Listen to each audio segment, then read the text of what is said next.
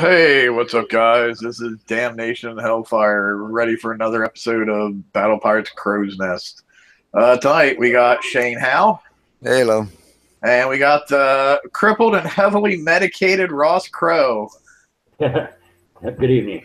He's wheeled himself over to his computer to join us this evening. Yes, my back has been out all for the last couple of days, so I am here propped up, but I am here. So I guess let's start with Bounty. Let's do some wrap up from Bounty. Shane, I know you didn't participate in it. Ross, how'd it go for you? No, I did. I did pretty well in it. I mean, I participated through the whole thing. I really did a lot of grinding hours, endless hours actually. I was lucky enough to be online for a couple of the bonus drops. However, I was not lucky enough to get anything special as far as the points out of them. I didn't get any of the 3,000 marks or anything, but I did. I picked up 74,000 in the bounty. I took advantage of a few at the end of those in that long bit of the bounty where people couldn't bank on trip. There had to 57,000, I think, was the mark. Yeah, that was a huge freaking mark to bank. Well, I mean, I was grinding and grinding and grinding, but you know, 50, 50, 50, 50, 50, so many 50s. And so I was just thankful that I could find a couple others that were grinding the 50s too, and I hit them before they could bank. That was really how it came about for me. Yeah, I was let's see, I ended up getting around 53,000 points, which for me, not being really a PvP guy, I thought I did really good. Outstanding. Most of it, I will say though, I spent a lot of seat time. I mean, a lot of seat time. Like, so, because, I was mainly getting it from, I was hitting level, what were they, 86s, I think they were, with my Inquisitors, and, then go out and do a whole bunch of those in a row, and, then bank it. And then, of course, people getting your defense bonus points was helpful this time. Yeah, I found that's really an effective deal. I mean, in all honesty, it's a lot of uranium, but the drastic change it makes is to your OP's health, at least. Even if your base guard and your everything drops, it takes so long to kill an OP that's has all those bonuses that I found it useful. So, prize-wise, what did you end up claiming? I know I myself, I didn't have enough points to get the Hope with the weapon and the special, so I got the Hope and I got one King's Writ, and I have plans on designing them both for defense in my base. Well, obviously, the Hope I have to, but I'm going to do it as a countermeasure thing since I couldn't get the offense weapons for it. And then my King's Writ I'm also going to use in defense, and I have a very specific place that I plan on putting that in my base for a very specific task. So while I couldn't, didn't get everything exactly the way I wanted it to, I got stuff and I'm able to at least make it work in some fashion. A good deal. Yeah, I picked up everything but the I did not get the skin. That's what I did not get the skin for the king. But man, you didn't get us the king's pretty close, man. No, I mean it really was such a grind for me. I had all the points figured out on what I needed to get everything, and I really truly stopped being really close within that mark, and actually hoped that I didn't lose any bounty somehow towards the end, because dang, I had so many hours in it, but it worked out for me. I picked up everything, including the Hope, and I built that, and I'm liking that. So yeah. Tell us a little bit about that. You're talking a little bit about the pre-show. Well, I myself was looking for an answer to the King's Writ, and that's my weakness at the moment. Not everyone's, but to certain people's King's Writ. They seem to do really well in my base, and I think that I have solved that with this new hope. It does an amazing job against the King's Writ. So I tested quite a bit on the water. I have my base. It's in my base now, so I'm pretty thrilled with the results so far. Cool. So you think it'll definitely be a good way to kill that King's Writ spotter and not have to worry about that fleet as much. Well, in all honesty, and you were saying that. Yeah, I can't. I can no longer hit you if you have that in your base. My fleet is. I don't have that worked out yet. Cool. That's good to know. I'm sure everybody who got that and is going to kit it out will be very happy to hear that. Did you do any of the King of the Nexus stuff at all? Oh no, sir. I could not. Well, I mean, I could participate in, but my alliance, we have several Hyperions, but we do not have several. We don't have that many. Looking at it, it took, I would say, 15 to 20 pretty high level Hyperions to do that in the world I was in.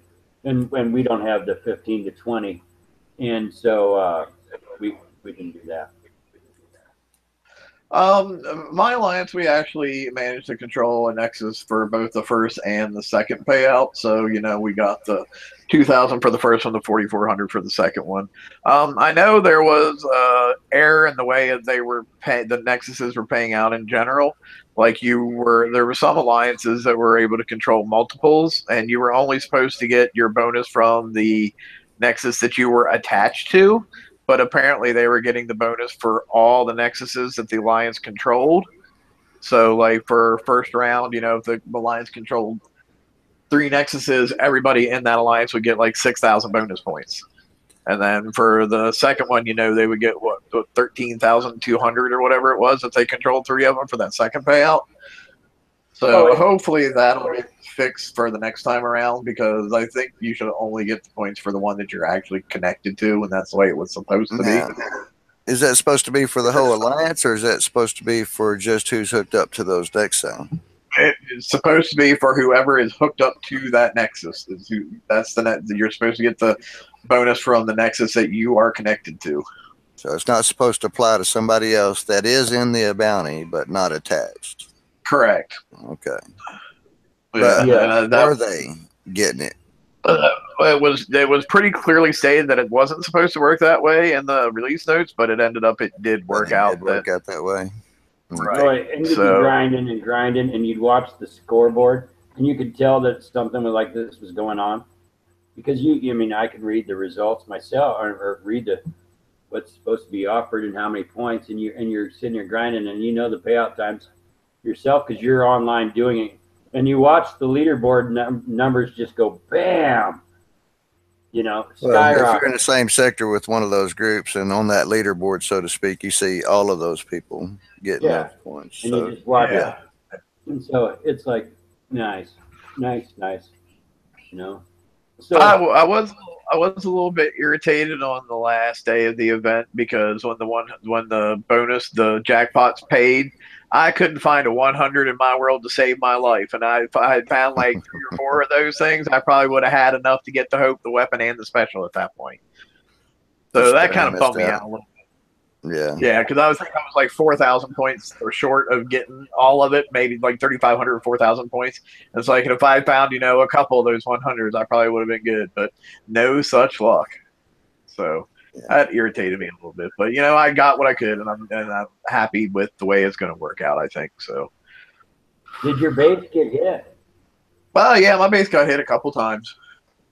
Oh, okay.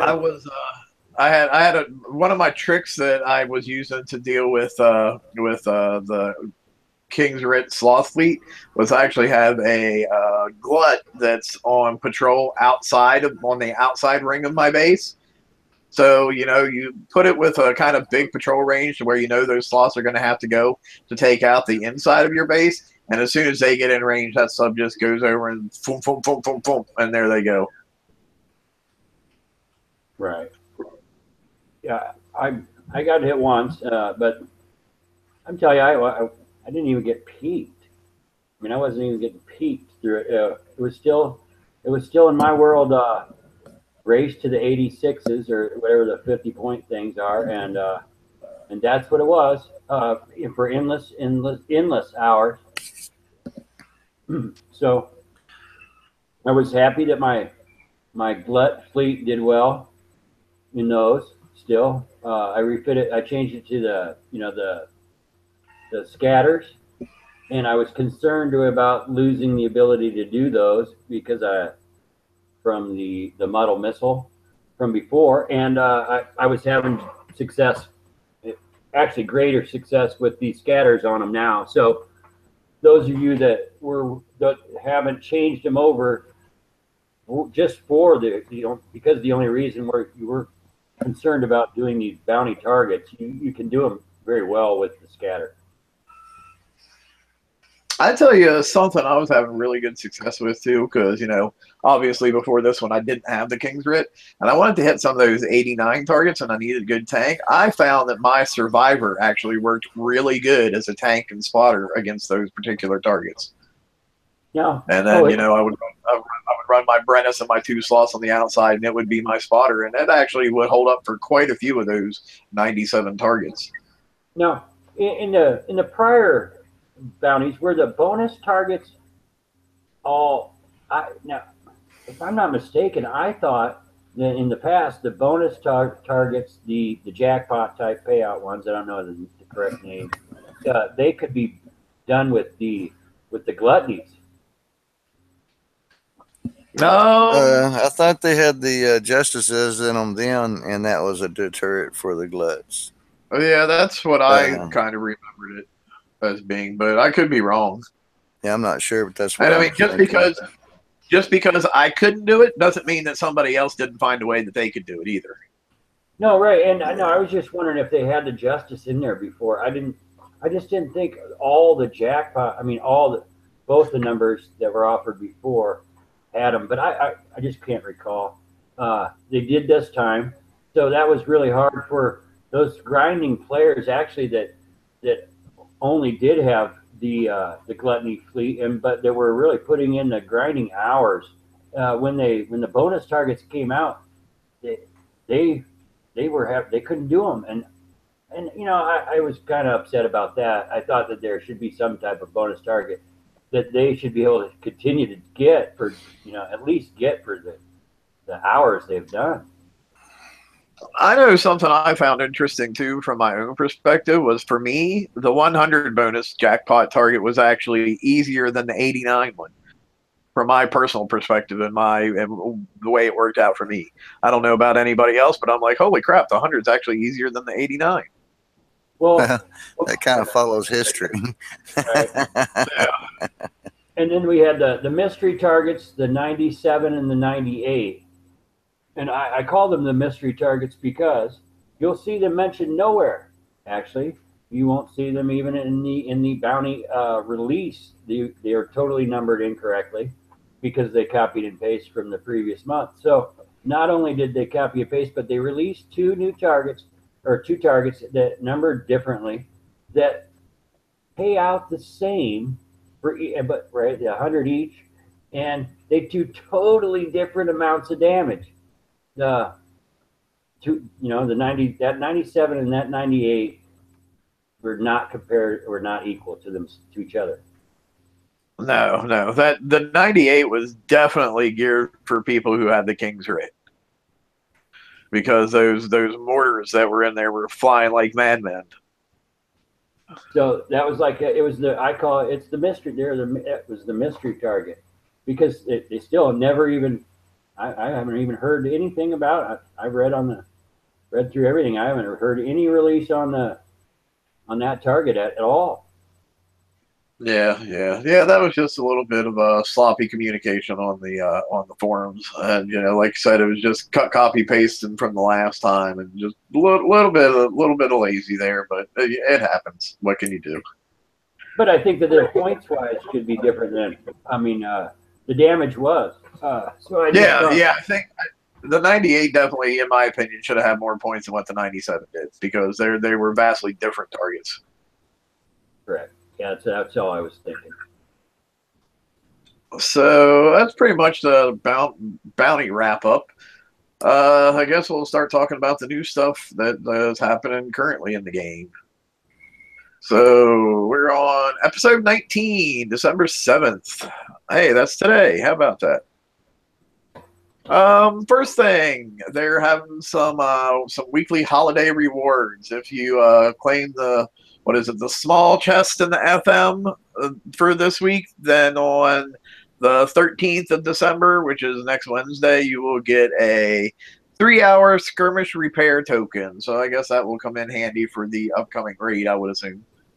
Kind of would rather see it be like, 3 1-hour tokens, but you take what you can get,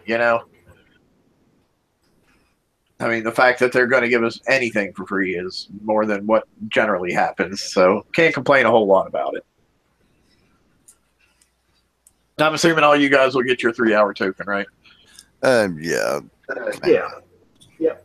I don't know. 1 hour research token, right? That chest. What's that?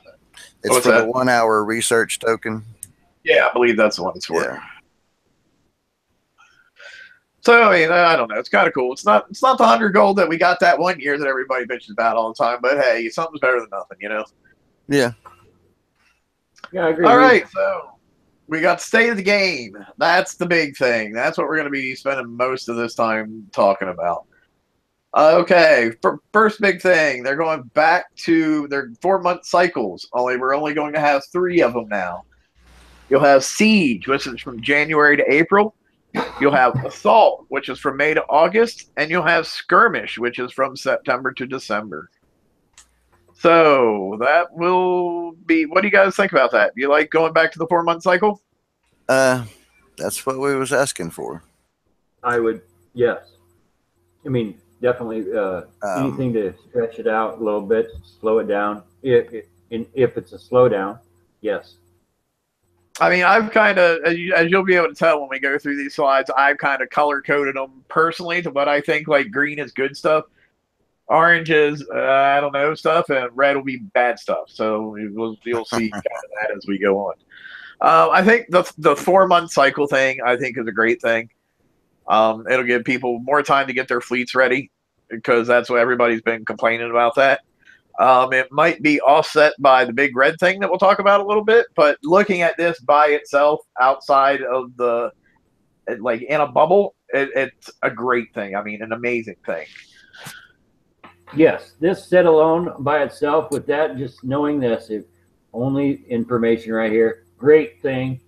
That's a huge step on slowing it down, and I say yes, thank you to that.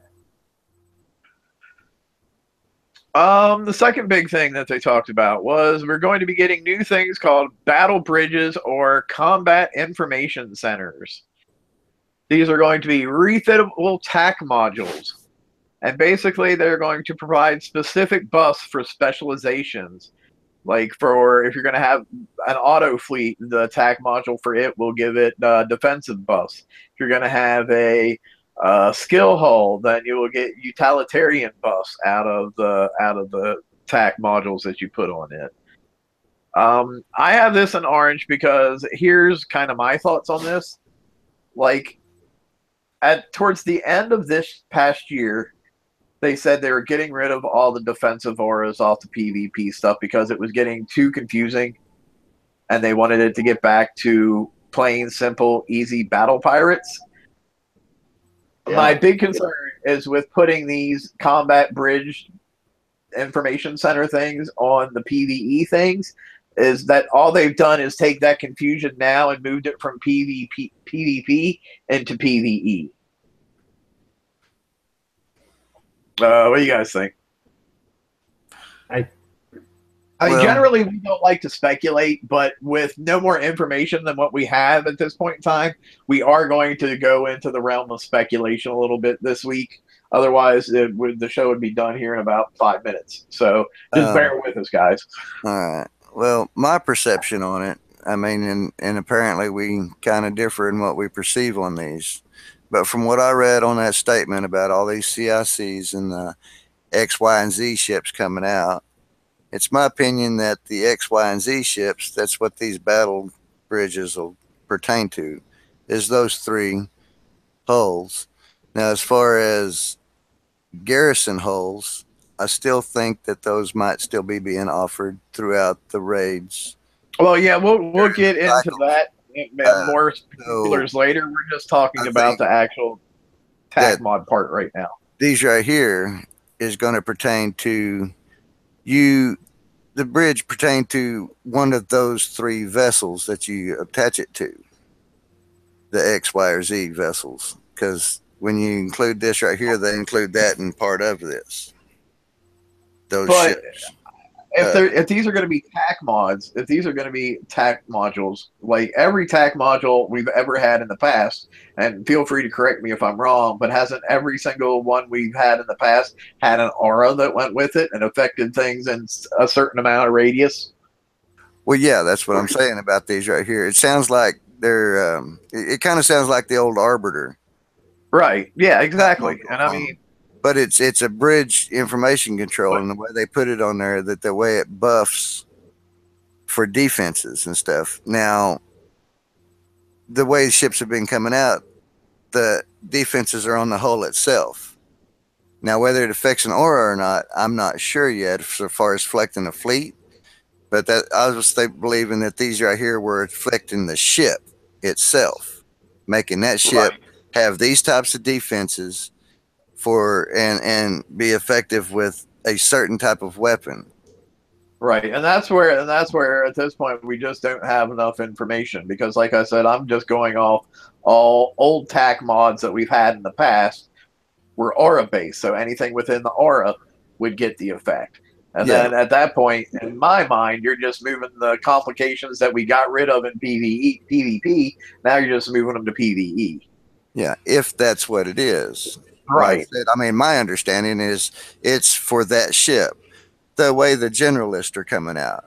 You know, I said before, if you want to make an actual generalist fleet, why don't you just make it to where you could trade out the bridge, like attack module or whatever, just trading out the bridge. Okay, now that's a remote mortar hull, or now that's a ballistic countermeasure tank hull, or now that's a missile hull by changing out the bridge. That's Right. I guess for me, where if this they're not gonna work the way the TAC modules we've had in the past are, then don't refer to them at all as TAC modules. okay. But in the end, we're still going to be getting our specific hulls, siege hulls, assault hulls, Correct. but they're also going to still have a garrison hull within the cycle. So you'll still have what you can work with, or you can work with these.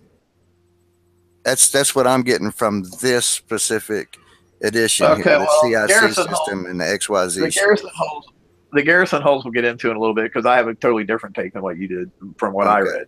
But we'll get to that here in a minute. but that's my understanding Ross, on that. Ross, what do you have to say about? My concerns would be build times. I mean, if we're adding TACU module that we're adding to a fleet, total build time. So that's just all of what I wanted to keep in mind. You know, it looks to me like we're moving to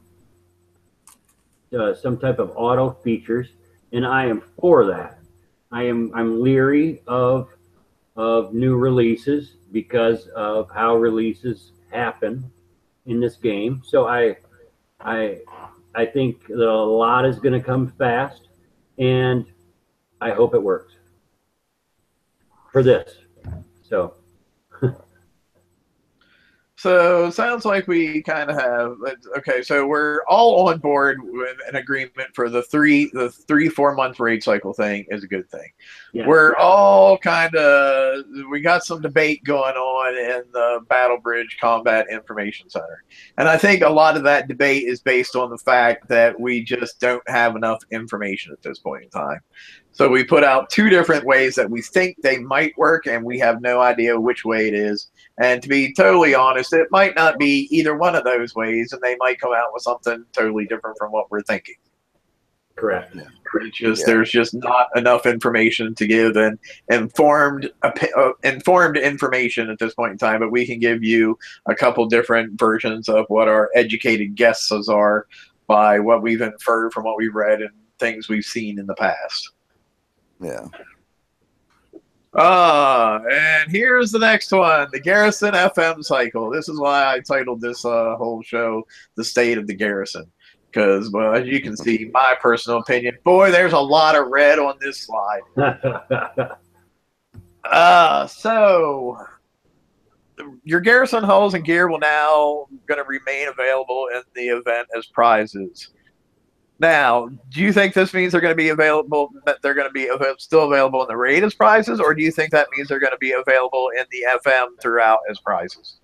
I have I had the feeling it was in the raid as prizes still. What do you think, Ross? I think that they really word it, and they said the event, and I think that they mean the raid. I think they chose event. I think they said event to be specifically very vague about it. Well, the reason, I'd agree with that. They could kind of put it wherever they wanted to. But that in that paragraph, that was the only paragraph that they made reference to the raid in the paragraph, and that's, I guess, why I feel that it was the event would be the raid is what they were talking about. All right, and just so everybody's aware, you can go look at the full extended write-up of the state of the game on the Kickside forums. I was not going to cut, copy, and paste that entire thing on these slides because, number one, it would have been really freaking boring. I mean, it's bad enough that we have this many text slides in the first place. You know, I definitely don't mind a couple because I know people do actually sit there and read them, but I don't want an entire show of nothing of them, which unfortunately that's what we got this week. And that's just even more reading than what I would feel like doing if I did the entire thing. So we're just going to pick the highlights. Garrison will update every 4 months and offer specialist hulls for the top targets. And during each news cycle, we will offer a new T7 hull, weapon, special, and CIC battle bridge that is optimized towards these new top targets. They are committed to maintaining all three hulls, codenamed Xavier, Ygritte, and Zaphod, as viable throughout the year. Your older T7 Garrison hulls will work as well, just not as efficiently. Okay. Let's talk about this a little bit. So apparently, what they gathered out of the last update that they did to the FM that went over like a turd in the punch bowl was everybody loved it, and we're going to do it 3 times a year. That's apparently what they gathered. I don't even know where to start with this. Okay. Well, you want me to give it a go to begin with? What I think? Yeah, you go ahead. You go ahead, okay. And that'll help me now pose my thought. All right. What I'm thinking is, okay, now as far as the X, Y, and Z, those are going to be the CIC hulls, is what I think, and they'll be in a top target of that cycle here, right?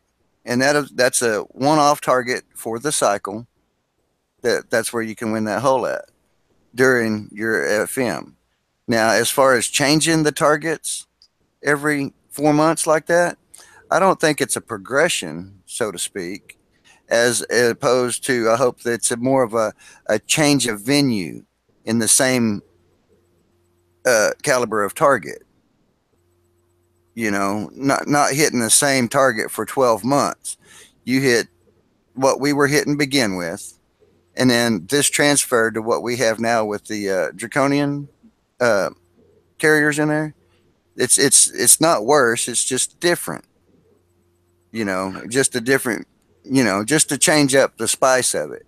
That's what I'm hoping that it's going for. Not necessarily an escalation.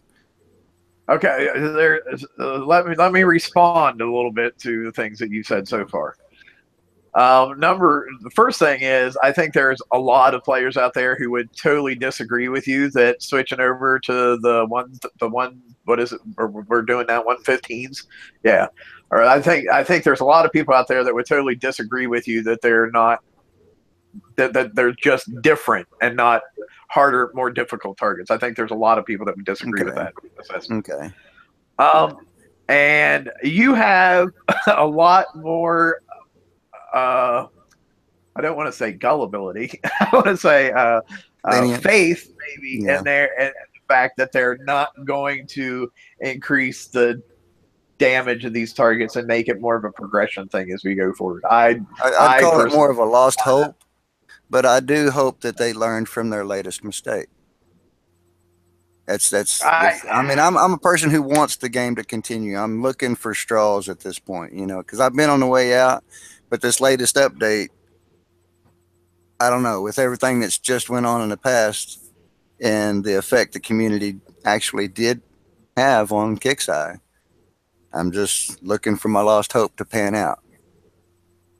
See, and there again, I guess like I'm just about this particular thing, I'm a bit more pessimistic about the whole thing, because what I took out of that last thing was people wanted their same targets for the entire year and they didn't want the targets to change. And they more or less have tripled down on this, saying, oh, you don't want them to change? Well, we're going to change them 3 times a freaking year now. Yeah. That's what I'm seeing. Yeah. Ross, you're awful quiet there, looking kind of drugged up in La La Land. You got any kind of opinion going on this? I straight up think that they do more drugs than me. I honestly do, because hey, we listen, but we just don't give a shit. That's where the new header across. That's what it should say on my screen. We listened, but we just don't care. We listen to the community say we don't like change. Matter of fact, we hate change, and we don't deal with it well. The lower levels extremely don't, and the higher hard-headed players don't really like change either. This is the opportunity. This is too much. I love the stretching out of the lengthening it, but wow, this is red. This is all red. I know one thing a lot of people are hanging their hats on and their hopes on is the line where they say they are committed to keeping them all viable throughout the year. However, I would like to point out that if say my icebreakers, for example, right now, for some odd reason, and this is not the greatest example, but I'm going to throw it out there. For some odd reason, my icebreakers were only able to do like a level 41 target in the FM. You know, guess what? That still makes them a viable hull to use in the FM. It's a terrible hull, but it is still viable to use. So be careful about hanging your hopes on the word viable. Right. I mean, I don't know. I myself will adapt. I do. I'm a higher end player. It's the medium to lower, or even the mid high players that they need I don't think that they need change. I hope that their fleets do okay still, in all honesty. So just not as efficiently. I hope that's not a great lot of change. Yeah, I mean, I don't know. It seems to me like, okay, when you get your first hull, your first new hull, it's going to be able, and I'm just going to use 115s as an example here. It'll be able to do the 115s fine, no problem. But then when that second hull comes out, then it seems to me, and like I said, this is just speculation, that hull will then only be able to do like the 111s, and it'll be your new hull that'll be able to do the 115s. And then when the next hull that comes out, after that comes out, well, that will be the hull that's able to do the 115s. The second hull goes down to doing the 111s, and your other hull that you had is now only going to be able to do the 89s or whatever. So, you know, it just seems to me that if you want to be able to progress at a fast pace and get your FM points quickly, like we all like to be able to, you know, go out and get her done and bam, over with, and not have to spend a couple days grinding on it, you're always going to have to be building the newest Garrison fleet that comes out.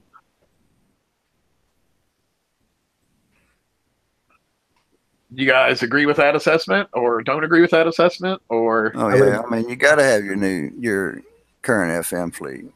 That's Yes. that's a given. It's required in the game.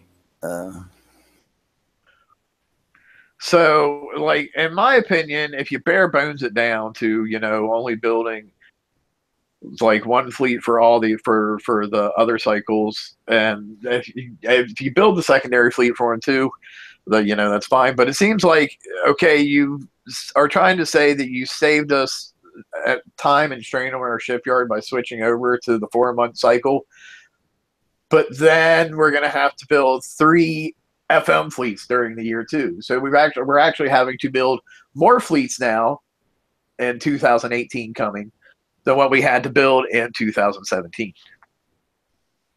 And so how is that exactly supposed to save the strain on our shipyard time in a time that we're all agreeing that it's pretty bad already? I don't get that counter logic there. And I could be wrong. It could be, where, like, okay, when the new hull comes out and the new CIC comes out, you put that new CIC on the first hull, and hey, everything will be golden. You'll be good to go. But just based on that statement where your older Tier 7 Garrison hulls will work as well, just not as efficiently, that tells me that's not the case, because we all know Kicksai's definition of efficiently, and not as efficiently. Not as efficiently generally means you're going to take a lot of damage. It's horrible, right? Every time I've ever seen that, it's like, oh, really? Okay, well, don't do that. So, I mean, and I want to say again, this is a lot of speculation, because we haven't seen what's going on and we don't know yet. And I do like to try to be in the world of we'll have to wait and see. But also, while I'm in that world of let's wait and see, I'm also not afraid to say, hey, that big rock's about ready to fall on my head. Maybe I should put something up underneath of it to prop it up before I wait and see what happens, So, yeah, that's that. So, I don't know. That's the whole Garrison thing. We'll wait and see what happens, but I personally am not incredibly optimistic about it. Which is why red. Red rum.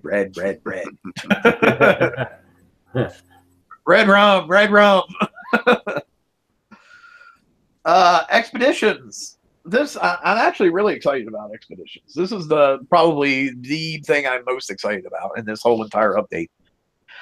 Okay, it's going to be basically a coin-free resource blitz. So all that titanium and uranium and whatever that unobtainiums and godaniums and all that kind of stuff that we got to do. This is how you're going to be able to get that without eating up a bunch of your time now. You're going to basically what's going to happen is you're going to fight a single battle for that resource, and then based on how well you do a cycle, time will be set for you to get that resource. So what's going to happen is you're going to do your first battle, and then it's going to start a cycle, and that cycle will continue until you recall your fleet or the timer expires. When the fleet is recalled or the overall timer expires, it is available immediately I can't talk. It is available immediately and is fully repaired, and you can use it again. Now, my understanding is when you fight that single battle, based on the amount of damage that you take, that is going to dictate the time, how long it's going to take to go out, get that resource, and come back. Is that the way you guys understood it? Yeah. Yes. Okay. So, and your fleets aren't actually going to be going out to the map or anything. This is all happening in the background. Correct. This is just like an automated thing that you're not even going to know is going on, other than they can't use your fleets for anything. So your fleets wouldn't get sniped doing this task. No. Correct. Not happening. Correct. Awesome. So, go ahead, Ross. Awesome. Yeah. Now, players can choose to unlock more than one slot for each expedition resource, embarking multiple fleets to gather resources.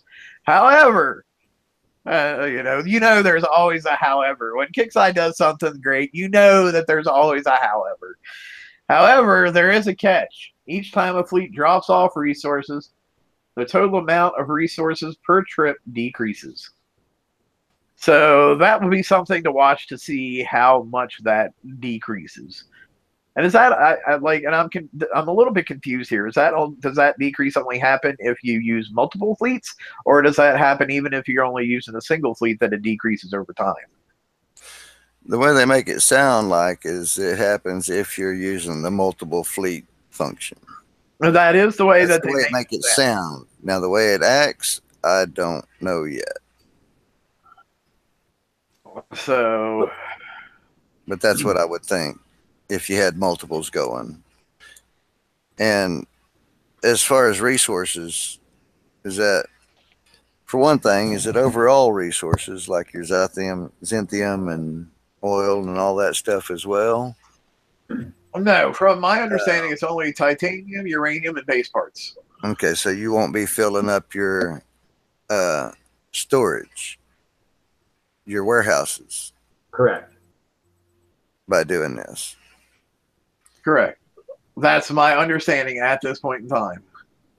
Now let me flip screens real quick, and I'll look at the actual release notes and not my brief synopsis here that I have here to see if there's anything different there. But that was my understanding and what I'm recalling. Yeah, well, the resource part of it, as far as oil and all that, my only concern was be a lower player doing this auto thing and leveling up a lot faster than he should be.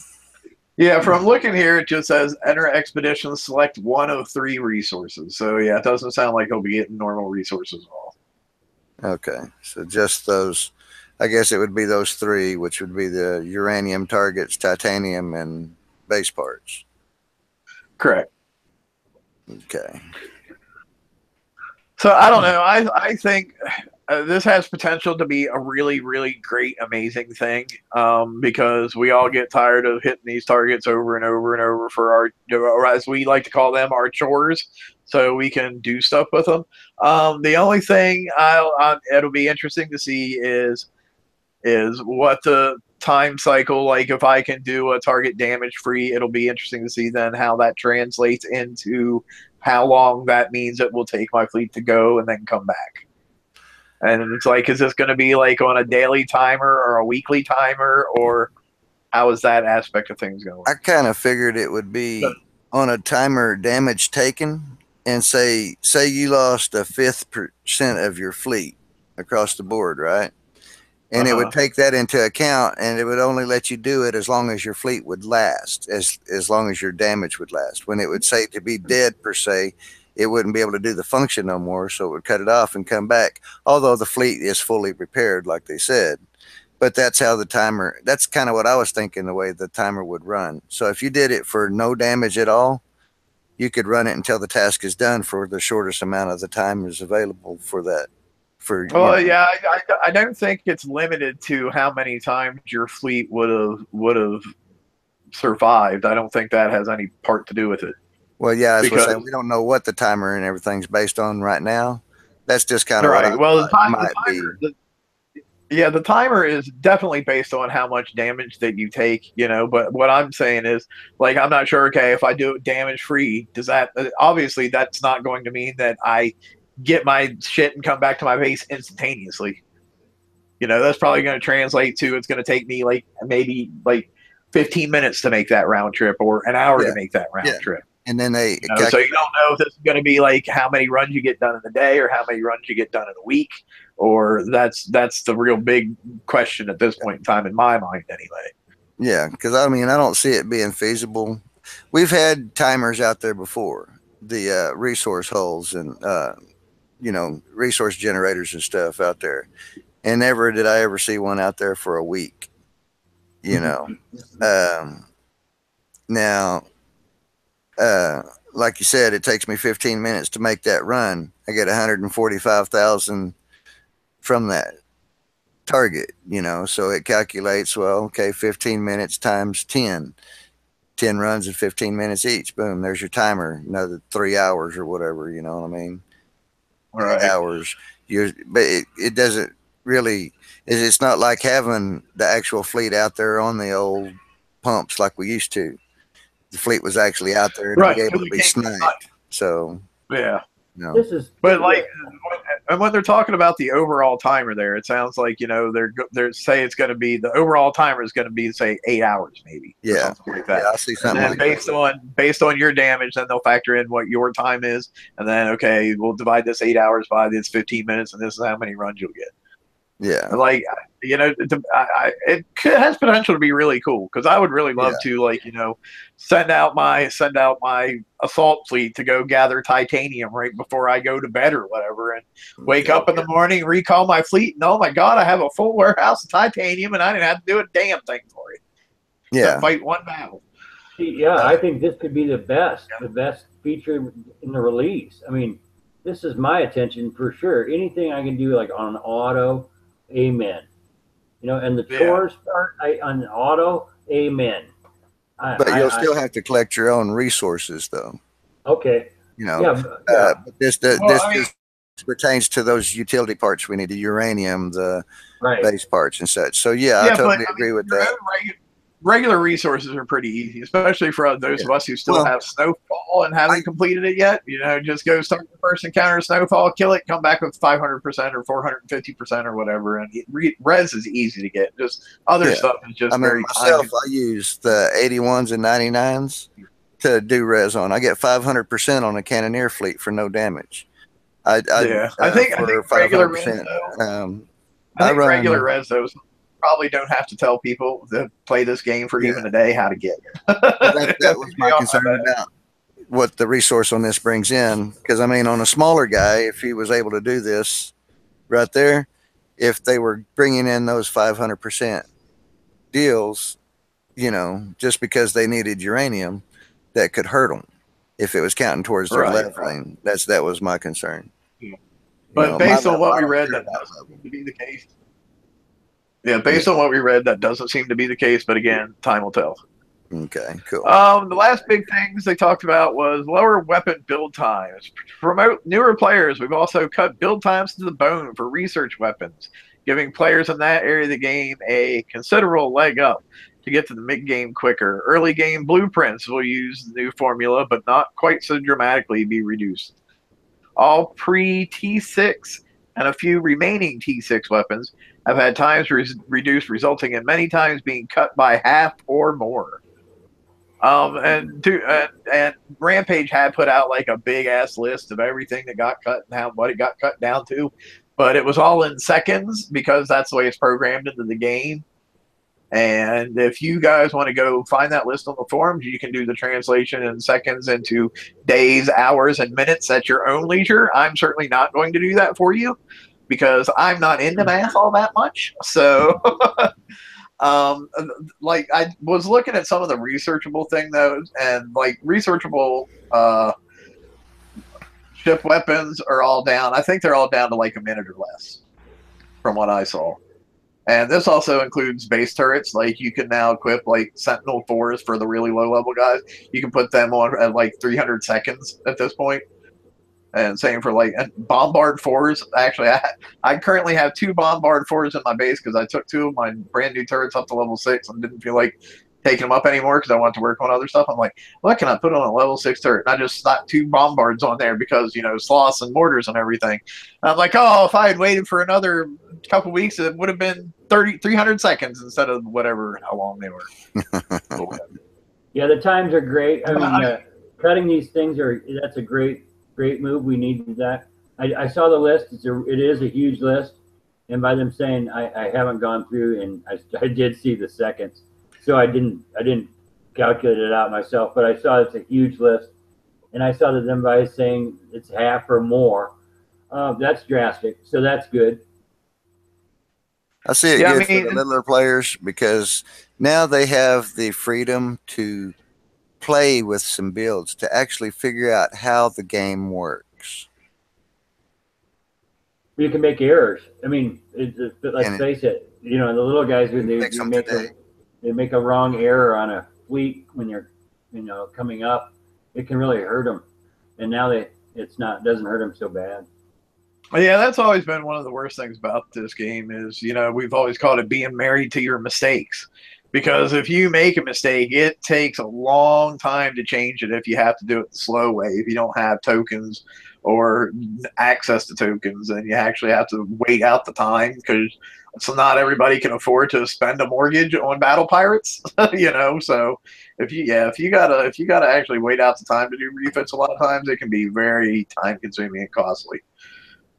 I see that a good move. Yeah, and it's not even for like low level players, because some of the stuff I saw in there is stuff that, like, you know, mid level to lower high level is it's stuff that they currently can still be using and putting onto boats and stuff. That Cool. you know, some of that guy has gotten reduced by up to, you know, half of what it was before. Cool. Yeah. So I mean, it gives a more latitude of people some freedom there. Right. So I guess just to recap, the 3-4 month cycles, we were all in agreement. You know, we all think that's a great thing. The Combat Information Center, we're a little bit of disagreement, but I think that most of that disagreement comes from not knowing Need more info. 100% how they're going to work. Is where we're at there. I just hope they don't make it overly complicated and got rid of the complications from PvP and moved to PvE. That's my biggest concern. If it wasn't for I see the potential of that happening, that would probably also be a green thing. Garrison, I'm firmly in the red about this. Ross, Yeah. Well, here's my only. Shane. The only thing that can take it out of the only thing that can take it out of red for me is if I'm offered the X, Y, and Z from the start or all at the same time, and I'm not. Yeah, we already know that's. I know. Okay, so that's how I would say not to take it out of the red. That's how, and otherwise it's in the red. Yeah. Shane, where is it for you? Still, I mean, it all depends on how that's implemented and what actually is really happening in it. Because again, we're still not enough information to see knowing how everything works and how, you know, going to pan out. Because it is put in there the same way it was put with the old generalist tolls before, the lower build times as well. So if you were have to, with the information you have today, if you were have to put it into green, orange, or red, where would you put it? Orange. Orange? Okay. I put it in orange. And expeditions. I think we're all on board with expeditions. Yes? Yeah, because it depends on how you drive. And it's off the map. 100% for it. And lower weapon build times. I don't see how anybody in their right mind could not be on board with this one. Yeah, definitely. Perfect. No, it is. Give them freedom to learn how to play the game. Give some of the lower guys some freedom to not be married to their builds anymore. You know. Pretty much the last slide I have, I titled "Whatever Happened to." Whatever happened to the new road crews that they were supposed to be working on? I didn't see mention of them at all in this new state of the game. Whatever happened to updates in the super holes that got mentioned in the last day of the game? Never happened, and I didn't see it mentioned in this one. And that whole invasions thing that they had talked about in the last state of the game hasn't happened. Didn't see it mentioned at all in the upcoming state of the game. What happened to it? Yeah, famous coming soon. I mean, just I don't know. In my opinion, before you start throwing all this new stuff out in the state of the game, and maybe you should do the stuff that you told us you were going to do before in the other state of the games. Because that's just my personal opinion. Road crews could use some love. That's for sure. Huge work. They need it. And is we got told they got pushed back. We got told they got pushed back because of OP10. Well, guess what? OP10's been out and done for a while now. So what the hell? Well, and not only that is they're working on new and interesting new ideas. Well, if they have time to do all that, let's revisit the road cruise because it truly has a great effect on the gameplay.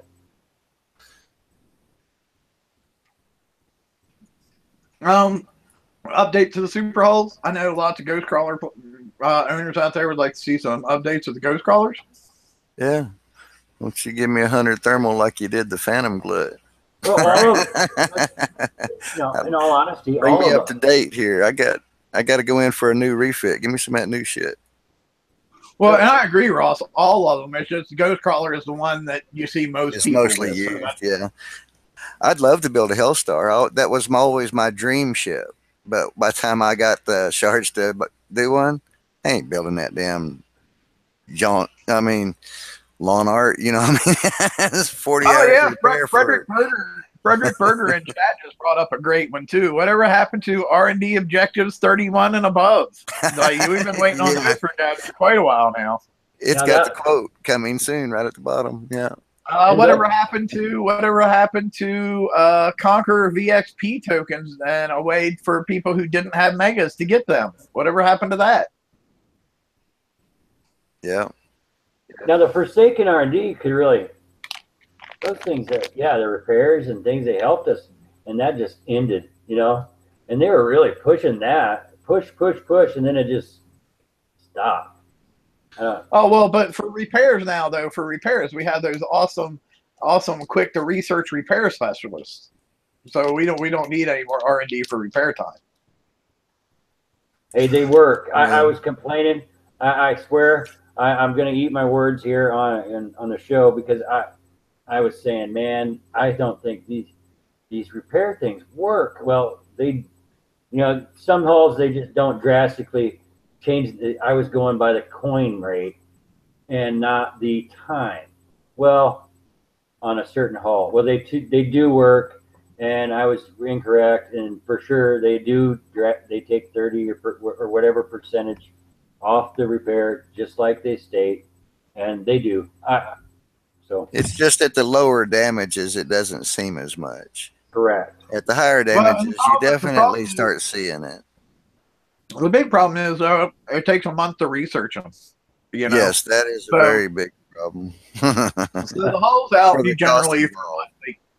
the hull's generally out for 3 or 4 months before the specialist for it even gets introduced, and it takes a month to research it. So by the time you got all that said and done, you're only looking at 4 or 5 months use that you're going to get out of that repair specialist.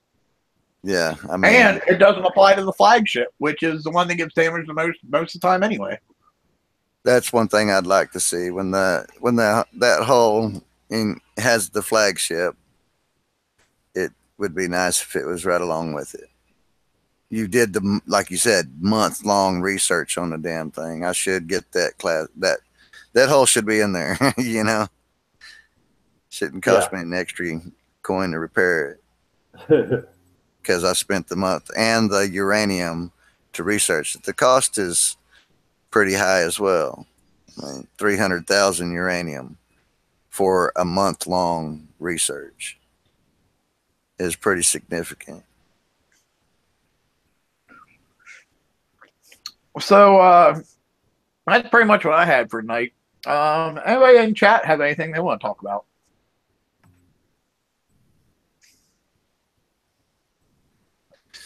There's your chance to be a star, chat guys. I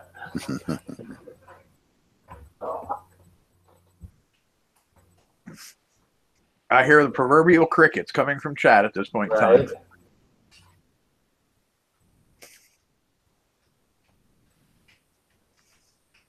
Well, while we're waiting for chat to catch up, progressive weapons. Somebody wants to talk about escalation stuff. Where are you guys stand on escalation stuff? My personal opinion on escalation stuff is you don't need it. I'm kind of with that as well. I mean, I didn't do any of the torpedoes on my fangs, so to speak, on this current one. But because I build slow and everything, I was actually able to incorporate 2 of the scatter guns on each one of the hunters. So it's not that I think it's needed. It's just I was able to incorporate it on my time frame. so to speak. Yeah, I know for the last raid cycle with Phoenixes, I never put escalation weapons on my Phoenixes, and this actually touches on a whole other thing I want to touch on, because everybody, there's certain people out there that push you have to build both fleets, you have to build both fleets. I do not believe that whatsoever. Because the Phoenix / Skyfire raid, I only had Phoenixes built, and I did that entire raid coin free with just Phoenixes. Yeah, I'm in the same boat. Doing all the top targets. So the whole saying you have to have both fleets is a falsehood. Yeah, I mean, I did it all with. I don't have Skyfires neither. I just have the Phoenixes, and that's all I did with it too. And I went through the whole spiel as well. Hey, I'm the opposite. I don't have the Phoenix. I just have the Skyfires, and I've done them all. I do everything. Yeah, it's correct. I don't get the extra 2 million bonus or whatever, but I pick and choose my targets anyway. I choose which target. I might not hit even their numbers. In all honesty, I might not hit the whole set. I choose on what financially works the best and with what situation I'm in. Just so happens some raids I get to auto, but I did that. I pick and choose. I had the Skyfire, and then I've only had the Fangtooths also. I didn't build the other fleet, and I'll get all the prizes. I won't be able to hit all the targets. That's true, but I don't have to be successful. Yeah, I mean, I'm in the same case as well. I've just been using the Fangs. I've not even used the Hunters yet. With this campaign that they had out, I might actually get them done for the raid. Yeah. It's just a happenstance. But I mean, I'm more like, what hull makes more sense for me to do the raid with, not necessarily both hulls. And in my case, in this one, it was the Fangs, so that's the one I concentrated on and got done. I just be able to build in the Hunters, as we go through it, and hopefully I get to use them on the last raid or TLC. And a lot of people want to use the argument too. Well, if you can do it, but you take more damage with that fleet, than if you would use the other fleet. Blah blah blah blah. Yeah, and that's a fair point. But at the same point in time, okay, so I take 30 minutes, 45 minutes more damage on a target. Compare that to the 30 days of shipyard time that I save by not building that fleet at all. Well, I'll take that extra 30 to 45 minutes. One of those ships of that fleet. I mean, what's that? What are we at? 18 days, 20 days per builds, or I don't know. Well, I was saying 30 days because taking tokens and all that crap in consideration. So, okay. Yeah, if you don't consider all that, we're talking like 90 days that I didn't spend building that fleet or whatever. Yeah. So that's a significant difference in shipyard time for one person's use. So the CIC thing will be part of the tactical lab and require build times and or research times. My understanding is the CICs are going to be blueprints that we win via either raids or FMs or TLCs or whatever, so you won't actually have to research them. But since they are like a thing that is going to go onto your ships, I'm sure there will be a build time that is associated with putting them on your boats. Okay. I mean, this is me speculating on what I've been able to infer from what I read and the way things have always been in the past. This isn't like me having talked to anybody behind the scenes and having inside information. That's just what I see it as being based on where we've always been. Well, with him saying that, keep an eye on your tactical lab. Something might pop up in there one day. So don't overlook it. Yeah, I was gonna say there very well could be like some really low level first out of the gate ones that are researchable. So I mean, we had the Transformers, I didn't see anything said about that new web gate being popped in there, and just happened to look in there, and whoop, there it was. Yeah, they eventually came out and said something, but yeah, nothing was said at first. Yeah, so since he said something, keep an eye on it when this stuff starts going into play. Just be mindful. you might get a jump on Well, everybody else. Mike is saying that one advantage to have both Sky, Fire, and Phoenix fleets is the ability to do TLCs, especially the mastery rounds. I myself have been doing the mastery rounds of those campaigns just fine with only Phoenixes. So I guess maybe a lot of it depends on how you drive and how your fleet is built and what kind of crew maybe that you run with it. Because I know myself for the 106 target, the one everybody bitches about, all I do is run a speed crew with my Phoenixes, and that gives me enough speed to stay ahead and kite the drones without taking that much damage whatsoever. Okay, so that one, it's got all 5 of those fleets that come at you at once and all that big. Yeah, you know, all the little drones that have not only like a billion evade, but then have like charged armors on top of that. Yeah, that target. Yeah. Okay. The remote raiders, I think, is what I used during the raid on that one for the 30% speed boost. There's a couple crews out there that give you. Yeah, the other ones I think they do 10% or just do you a speed boost at the beginning of the battle. And that one in particular, I like the 30% all the time. That's what works for me. Yeah, I think there's one that one of the easy to roll crews that gives you like a 15% speed boost or whatever, which I think is actually just sufficient to keep you ahead of them pretty much the whole time. It doesn't give you a whole lot of leeway, but it's a lot better than not using it. Yeah, it's better than nothing. Yeah, it's 15% of them. Of course, you always hear about those people that have like 7 or 12 bullseye brigades tucked away that they haven't used yet. Yeah, you can go ahead and use one of those too. So, I'm just saying, yes, it is possible to do all this stuff with only one of the two. Yeah. So don't let people. You don't have to have both fleets, and you don't have to refit the escalation weapons all the time. It's not mandatory. In my personal opinion, I've managed to succeed without doing either one of those for relatively little to no coin because I'm a cheap motherfucker. Well, no, pardon my language. I'm a cheap guy, and I don't really have any money to spend on this game. So, you're miser. No, it's not miser. It's broke. That's what it is. But anything else from chat before we close it up tonight? How about you guys? Do you have any last minute things you want to talk about while we wait to see if there's any more stuff from chat? Oh, no, I'm just kind of still hanging in there, I guess. Ain't quite stepped out the door all the way yet, but I'm hopeful with my lost hope. Yeah, I don't know. Yeah, a lot of this is wait and see, but that doesn't keep me from saying, "Oh, I'm really concerned about this," and I'm really concerned about this. How about things look decent,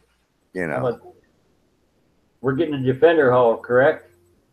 The flagship hull, isn't it? The vote, a flagship defender. So it'll be interesting to see what that's all about. Holy cow! I wonder if it'll be a courage flagship. Because I doubt we'd be getting a Hope flagship already. I don't know. When there's always hope. Well, actually, I hope it's an overall defender flagship that is effective for defender hulls. I think because as it is, the way I currently feel, I mean, this new Hope ship he's got there beside the point, Conqueror hulls make better defender hulls than defender hulls at this point. It surely seems to fall that way, If nothing else, just because of repair modifier. Yeah, but they have better abilities. They do. Deflections wise and such. I mean, and they're mobile to be able to maneuver as well, as opposed to one that actually stands there and now he just becomes a beacon to have your whole place splashed away. That comes within distance and range. So, I mean, there's a lot of tactics to going into building a defense fleet. You know what I wish? I wish my justices were as effective as their justices. Oh, that ain't no joke.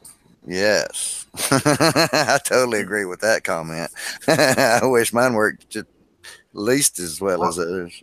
What do you think on that, Ross? Don't you wish your thorns worked like half as good as what theirs did? Yeah, they don't.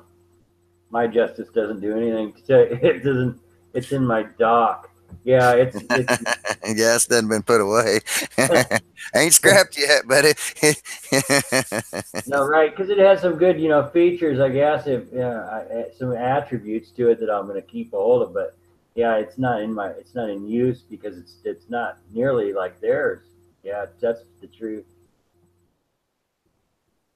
Well, I've ran more than one Jonathan justice, Bryan is and saying it still don't work. Jonathan Bryan saying their justices are effective because of the numbers. Not necessarily, because I know that one base in there, I think it's the 97, only has 2 justices. And I had 2 justices in my base, and my 2 justices never worked near as good as what their 2 justices in that base did. So it's not only just the numbers of the amount of them they have in there. They have special justices that work as intended. Yeah. But they've actually always had a little bit one up on us. So I kind of expected that on those. I didn't that one particular ability is just that one particular ability though on the justice, the whole thorn thing is just like very glaring that theirs is way better than ours. It's just like, oh, why can't mine just work half as well? Right. Our 16 justices. Yeah, right. All right, guys. I think that'll kind of wrap it up. I appreciate you guys hanging out with us and checking out the show and putting up with our little trip down speculation lane tonight. We generally try not to do that, but as I said, it probably would have been a pretty quick show. We probably would have been done like 45 minutes ago if we hadn't delved down that road a little bit. So thanks for sticking with us. And if you found the show helpful at all, hit the like and subscribe and share it with all your friends. And we'll talk to you next time. Laters. Good night.